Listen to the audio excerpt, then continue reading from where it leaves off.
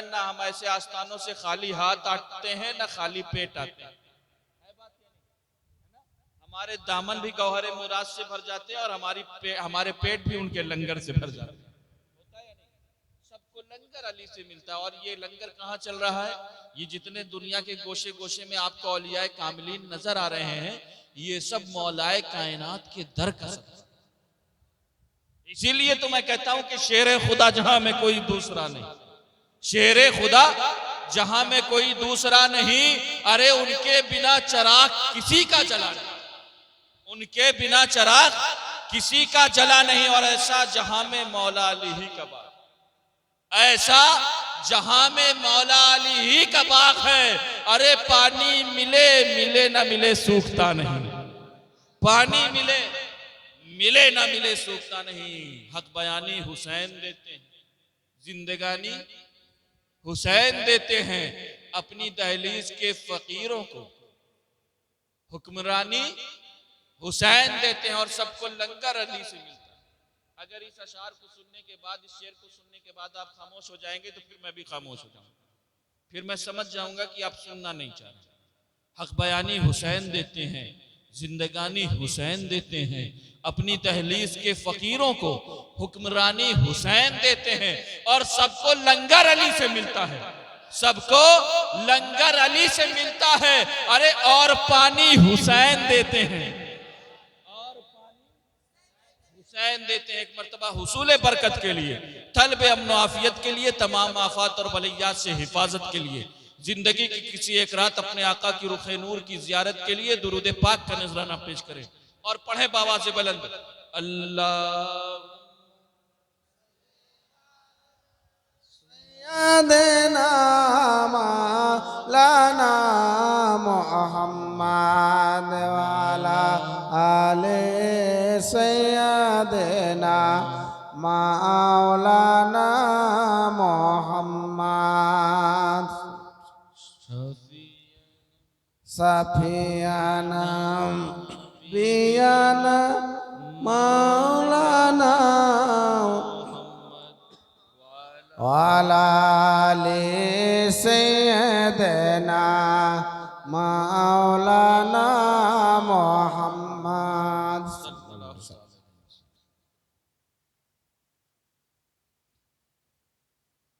हक और बातिल हमेशा जंग होती है या नहीं? सच और झूठ हमेशा एक दूसरे के खिलाफ रहते हैं। दिन और रात हमेशा एक दूसरे के अपोजिट है या नहीं? है ना? अंधेरा और रोशनी हमेशा एक दूसरे के खिलाफ है या नहीं? ऐसे ही हक और बातिल हमेशा एक दूसरे से टकराते रहे। कभी हजरत इब्राहिम खलीलुल्लाह ने नमरूद की खुद साख्ता पैरन उलूहियत को तार तार किया है, तो कभी हजरत मूसा कलीमुल्लाह ने फिरऔन को गर्क़ बिनील किया, और कभी मोहम्मद रसूलुल्लाह सल्लल्लाहु अलैहि वसल्लम ने अबू जहल और अबू लहब के तकब्बुर को खाक में मिलाया। जब खिलाफत उज़्मा भी यजीद का तख्ते मश्क बन चुकी थी, आईने इस्लाम और कवानीन इस्लाम की जगह आमिरियत खेमज़न थी, जोशे जिहाद की जगह नातवानी और कमजोरी ले चुकी थी, जुल्म और सितम के सामने खुशामेदाना खामोशी थी, उस वक्त खूंखार सिफत भेड़िया यजीद के सामने कलमा हक कहने वाले वही थे जिनकी रगों में हाशमी खून दौड़ता। उस वक्त वो हुसैन सिपा सालार इस्लाम है, जो नवासे मुस्तफ़ा है, जो शेरे खुद, जो नवासे मुस्तफ़ा है, जो जिगर गोशे शेर खुदा है, जो नूरे ऐने फातिमा जहरा है, जो बिरादर हसने मुश्तबा है, जो पैकरे रुश्तो हुदा है, जो आईने तस्लीम और रजा है, जो शहीदे करबो बला है और जिनका खून इस्लाम की बका। इसीलिए तो मैं कहता हूं कि जानते हैं, एक बात और बता दें, तारीख शाहिद है कि दुनिया पर बड़े बड़े बादशाहों और राजाओं ने और महाराजाओं, लेकिन इनकी बादशाह तभी तक रही जब तक ये तख्ते शाही पर। फरियादी इनकी बारगाह में तभी तक आए, साइलों ने इनके शान में कसीदे तभी तक पढ़े जब तक इनके सरों पर बादशाहत का ताज चमका। शायरों ने इनकी बारगाह में कसीदे तभी तक लिखे जब तक ये शाही खजानों के मालिक रहे। लेकिन खुदा की कसम, अल्लाह के नेक बंदों की जमात ऐसी जमात है जिनकी बादशाहत जिस तरह कल कायम थी उसी तरह आज कायम है और सुबह कयामत तक कायम है। कभी आपने सोचा कि आखिर उनके अंदर बादशाहत क्यों? आज अगर कोई नेता आपको बुलाता है अपनी सभा में तो आपको बुलाने के लिए न जाने कौन कौन से वादे करता है या नहीं करता है ना?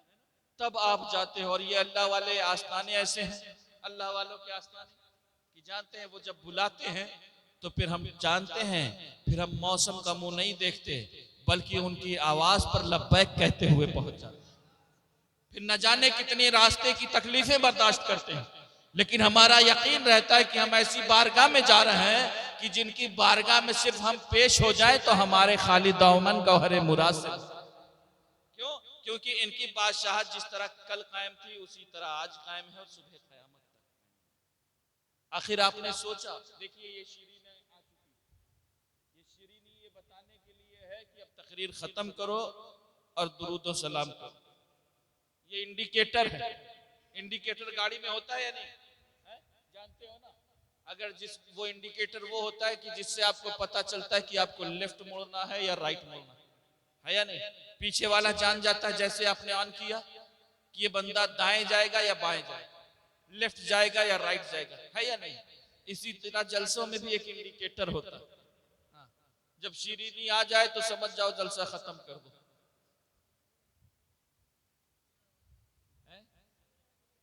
मैं आखिरी बात कह दूं उसके बाद जलसा खत्म, क्योंकि इंडिकेटर हो चुका है।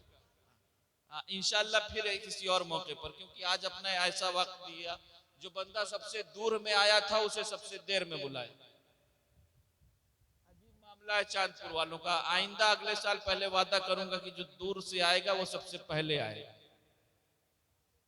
है ना? तब काम बनेगा, वरना फिर नहीं चलेगा।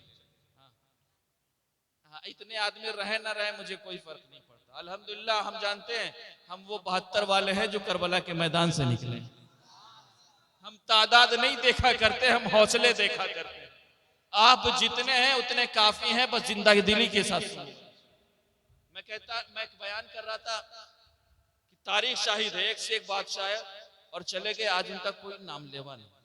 लेकिन जानते हैं अल्लाह वालों की जमात ऐसी जमात है कि जिनकी बादशाह जिस तरह कल कायम थी आज कायम है, सुबह कायम। क्यों? क्योंकि ये जितने तख्तो ताज वाले आए हैं तो अगर वो आए हैं तो लश्करे जर्रार लेकर आए हैं, अगर ये तख्तो ताज वाले आए हैं तो दौलत का अंबार लेकर आए हैं, अगर ये तख्तो ताज वाले आए हैं तो असलहे बेशुमार लेकर आए हैं, अगर ये तख्तो ताज वाले आए हैं तो चीखो पुकार और यलगार लेकर आए हैं। लेकिन खुदा की कसम जब ये अल्लाह के नेक बंदे आए हैं तो ये अपने साथ लश्करे जर्रार लेकर के नहीं आए हैं, नेज़े और तलवार लेकर के नहीं आए हैं, ये चीखो पुकार और यलगार लेकर के नहीं आए हैं, बल्कि अगर ये आए हैं तो फजले परवरदिगार लेकर आए।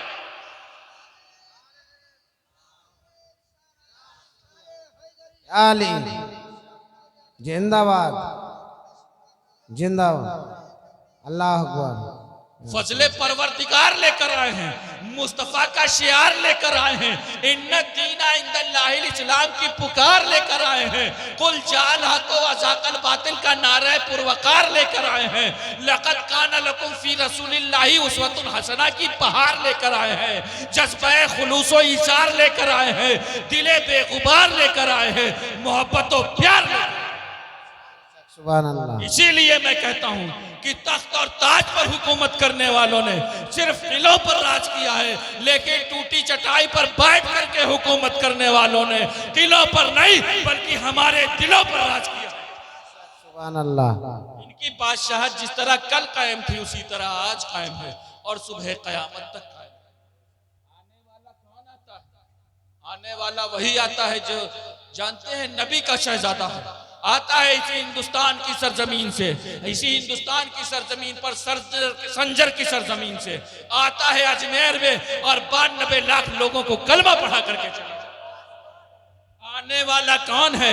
वही तो इमाम हुसैन का शहजादा है जिसे दुनिया मखदूम अशरफ जहांगीर सिमनानी के नाम से जानती है। आता है और सरजमीन की चौचा में और 20 लाख लोगों को कलमा पढ़ा करके आता आता है वही हुसैन आजम के खून का एक खूने नाज का एक कतरा जो अशरफुल औलिया बन करके सरजमीन बंगाल में आता है और न जाने कितने हजारों लोगों को राह हिदायत पर गामजन करके चला जाए, जिसे दुनिया हुजूर अशरफुल औलिया के नाम से जानती है। लिहाजा जरूरत है ऐसी बात की, जब ऐसी महफिलों में आए हो तो कुछ मैसेज और पैगाम लेकर, और इमाम हुसैन के हवाले से इंशाअल्लाह किसी और मौके पर भरपूर बयान हो। मैं आपको सीरत हुसैनी, इमाम हुसैन की जात वो है ना कि जिसकी सीरत को देख करके अल्लामा इकबाल पुकार उठे थे कि इंसान को बेदार तो हो लेने, इंसान को बेदार तो हो लेने दो, हर कौम पुकारेगी हमारे हैं हुसैन, हर कौम पुकारेगी हमारे हैं हुसैन। मैंने कहा हर कौम क्यों हुसैन को? हुसैन को तो सिर्फ इमाम हुसैन के गुलाम पुकारेंगे, हुसैन को तो मुस्तफा के जानिसार पुकारेंगे, हुसैन को तो औलिया कामिलीन के दीवाने पुकारेंगे, हर कौम इमाम हुसैन को क्यों पुकारेगी? सवाल होता है नहीं, इस सवाल का जवाब दूंगा उसके बाद तकरीर खत्म। हाँ, इंशाअल्लाह फिर किसी और मौके पर, क्योंकि इंडिकेटर आ चुका है और इमाम साहब भी आ चुके हैं, मुझे पता चल गया है कि हाँ फजर की अजान भी होनी। हाँ, इमाम हुसैन वो है ना कि जिन्होंने नमाजें बचाने के लिए गर्दनें कटाई, है बात ये नहीं? हाँ, और इस जलसे से आए हो तो ये अहद लेकर के जाओ कि ये जलसे से जाकर के सीधे घर के बिस्तर पर नहीं बल्कि मस्जिद के मुसल्ले पर पहुंचे, तब तो इस जलसे का फायदा होगा, वरना फिर मुझे इस जलसे का फायदा नजर नहीं आएगा। जानते हैं हर कौम इमाम हुसैन को क्यों पुकारे? कोई यहूदी इमाम हुसैन को क्यों कर पुकारना चाहेगा? कोई हिंदू इमाम हुसैन को क्यों कर मानेगा? कोई ईसाई इमाम हुसैन को क्यों फॉलो करेगा? क्यों? क्योंकि इमाम हुसैन तो हमारे हैं, इमाम हुसैन तो हमारे क़िबला है, इमाम हुसैन तो हमारे इमाम है, इमाम हुसैन के तो हम गुलाम हैं। कोई यहूदी इमाम हुसैन को क्यों कर मानेगा? कोई हिंदू इमाम हुसैन को क्यों कर मानेगा? कभी आपने सोचा? आज भी हुसैन आजम के नाम का जब जलसा होता है, उनके नाम का जुलूस निकलता है, तो न जाने कितने गैर हाथ बांध करके खड़े हो जाते, होता है? कभी आपने सोचा इसके पीछे की वजह क्या? तो जानते हैं, एक बात बता दूं कि सच और झूठ, हक और बातें, वफा और धोखा, इंसान जिंदगी भर झूठ बोले लेकिन वो कभी ये नहीं पसंद करता कोई बंदा उससे झूठ बोले, है ना? लोग खूब बेवफाई करें, खूब धोखे दें, लेकिन बंदा कभी ये पसंद नहीं करता कोई उसे धोखा दे, है ना? इंसान वफादार चाहे जितना बड़ा गद्दार हो, लेकिन वो कभी ऐसा पसंद नहीं करता कि कोई उसके साथ गद्दारी है या नहीं? तो इमाम हुसैन को जो गैर मानते हैं वो इमाम हुसैन को क्यों मानते हैं?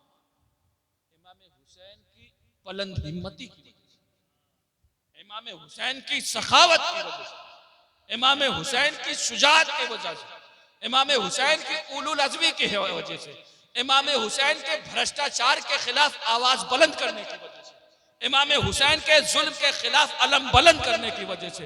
इसीलिए मैं कहता हूं, अरे कोई हिंदू, कोई मुस्लिम, कोई जैनी हो गया और जो बज़्म हुसैन में आया वो हुसैनी बन गया। ये वो जात है इमाम हुसैन।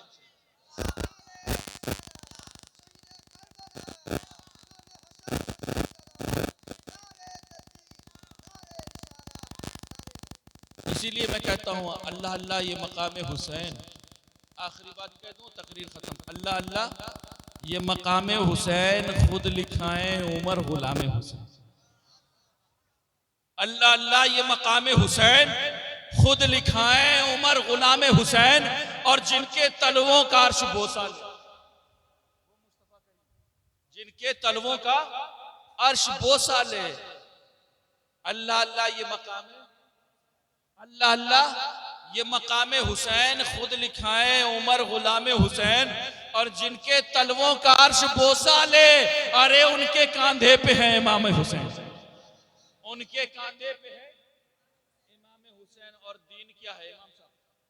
दीन क्या है? अगर कोई दीन क्या है अगर कोई पूछे, जानते हैं इसी इमाम हुसैन के शहजादे ने संजर की सरजमीन से, अजमेर की धरती से पुकार के कहा था कि सुनो, शाहस्त हुसैन, बादशाहस्त हुसैन, दीअस्त हुसैन, दीपनास्त हुसैन, सरदाद नदाद, दस्त दर दस्त यजीद, हक्का के बिना ला इलाज। है ना, ये इमाम हुसैन के बारे में इमाम हुसैन के शहजादे ने, है ना, ये फारसी में कहा था। मैं उर्दू में सुनाऊं, सुनना चाहोगे? है ऐसे ही खाली खाली सुनोगे? अभी तो खूब झूम रहे थे हमारे जब आए थे नाथ खान साहब, अख्तर परवाज साहब, अब आप नहीं झूम रहे, सुनना चाहेंगे? हाँ, अल्लाह अल्लाह ये मकाम हुसैन खुद लिखाएं उमर गुलाम हुसैन, जिनके तलवों का अर्श बोसा ले, उनके कांधे पे है इमाम हुसैन। और दीन क्या है अगर कोई पूछे, दीन क्या है अगर कोई पूछे, अरे साफ कह दीजिए इमाम हुसैन, साफ कह दीजिए इमाम हुसैन। और इमाम हुसैन की जिंदगी से एक सिर्फ आखिरी वाकया पेश करूंगा, उसके बाद तकरीर। इमाम हुसैन ने जब अपना पूरा कुनबा लुटा दिया था ना, हजरत अली अकबर की शहादत हो चुकी, हजरत अली असगर की शहादत हो चुकी, नन्हे औनो मोहम्मद भी राह खुदा में शहीद हो चुके, हजरत अब्बास लंबरदार के भी बाजू कट चुके, जब पूरा कुनबा लुट चुका है, सब शहीद हो चुके हैं।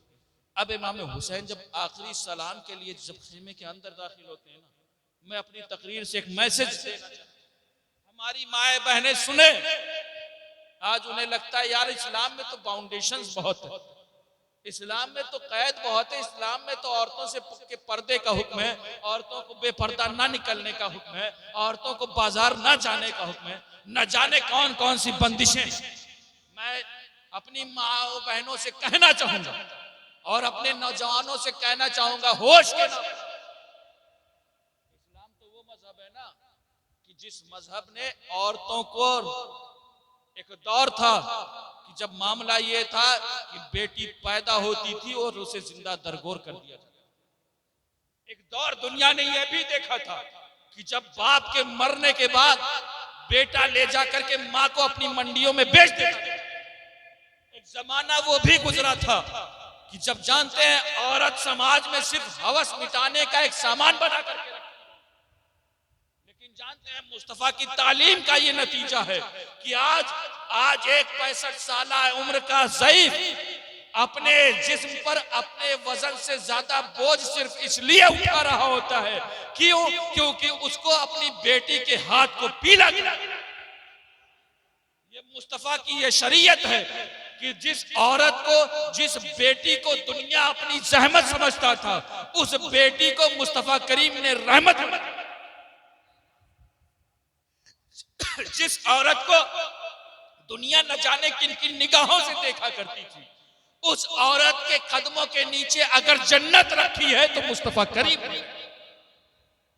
लिहाजा जरूरत है, हमारी माए बहनें सुने, आज भगवा ट्रैप फैला हुआ, सुना है आपने? हाँ, आज नॉन मुस्लिम लड़के हमारी बहू बेटियों को शिकार कर रहे हैं, उनको शिकार बना रहे हैं, और जानते फिर उन्हें इस बात पर फख्र होता है कि हमने इतने मुसलमान की औरतों को बेदीन कर दिया, दीन से दूर कर दिया। आज हमारी माए बहनें बहक करके न जाने किन किन रास्तों पर चली जाती हैं। मैं कहना चाहूंगा, अगर जन्नत और दुनिया और आखिरत में कामयाबी मिलना चाहती हो तो कहीं और नहीं मिलेगी। अगर हमारी बहनें चाहती हैं कि वो कामयाब हो जाए तो वो कुछ और न बने बल्कि कनीज़े फातिमा बन जाए। क्यों? क्योंकि जानते हैं, मैं करबला के वाकये से सिर्फ आखिरी वाकया पेश करूं, और सुने इस वाकये को कि जिस वक्त इमाम अली मुकाम करबला के मैदान में पूरा खून उठाने के बाद जब खेमे के अंदर दाखिल हुए थे ना, जब अंदर दाखिल हुए तो देखते क्या है? देखते ये है कि हजरत ज़ैनब कुबरा। ये कौन है? कौन है हजरत ज़ैनब? हजरत इमाम हुसैन की बहन। कौन है? हजरत फातिमा ज़हरा की बेटी। कौन है? हजरत अली की कौन है? बेटी है। हजरत औनो मोहम्मद की माँ हजरत ज़ैनब कुबरा। जब हजरत इमाम अली मुकाम पहुंचते हैं ना, कहां पहुंचते हैं? करबला के मैदान से जब खेमे के अंदर दाखिल होते हैं तो दाखिल होकर के देखते हैं क्या? जानते हैं क्या देखते हैं? देखते हैं कि मुसल्ले पर फातिमा की शहजादी बैठी है। हमारी माए बहनें सुने किन किन जिंदगियों से आप इंप्रेस हो। बाहर का आलम क्या है? बाहर बेटों की लाशें पड़ी, बाहर भाइयों की लाशें पड़ी, बाहर भतीजों की लाशें पड़ी हैं, और अंदर बैठ करके फातिमा की बेटी कुरान पढ़ रही। और पूरे करबला की तारीख से एक मर्द जो करबला के मैदान से वापस आया है, उस मर्द का क्या नाम है? माशाअल्लाह, जब जवाब इधर से मिलता है तो सीना चौड़ा होता है। कौन, क्या नाम है? हजरत इमाम ज़ैनुल आबिदीन। मैं एक बात पेश कर दूं, हजरत इमाम ज़ैनुल आबिदीन फरमाते हैं कि जब ये बाबरकत खानदान मक्का से निकल करके, मदीना से निकल करके मक्का पहुंचा, और मक्का से ये कूफा होता हुआ करबला पहुंचा, और जब ये करबला पहुंचा और करबला में ये वाकया पेश आया, पूरा खानदान कुर्बान हो गया, और करबला से फिर ये लुटा हुआ काफिला दोबारा दमिश्क के होते हुए फिर मदीना पहुंचा।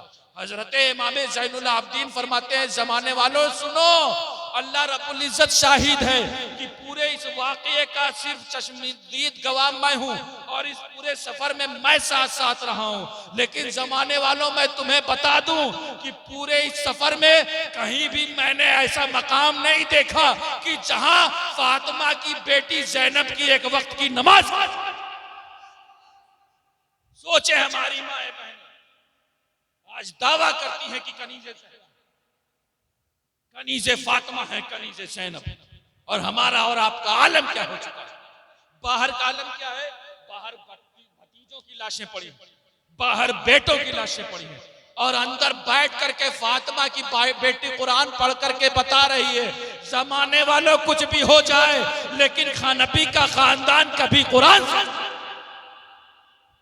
क्योंकि ये वो खानदान है कि जिस खानदान को रब ने कुरान का साथी बना करके रखा रहा है। इसीलिए तो रब फरमाता है, अरे सुनो जमाने वालों, सुबह कयामत तक रसूल का खानदान रहेगा और सुबह कयामत तक ये कुरान।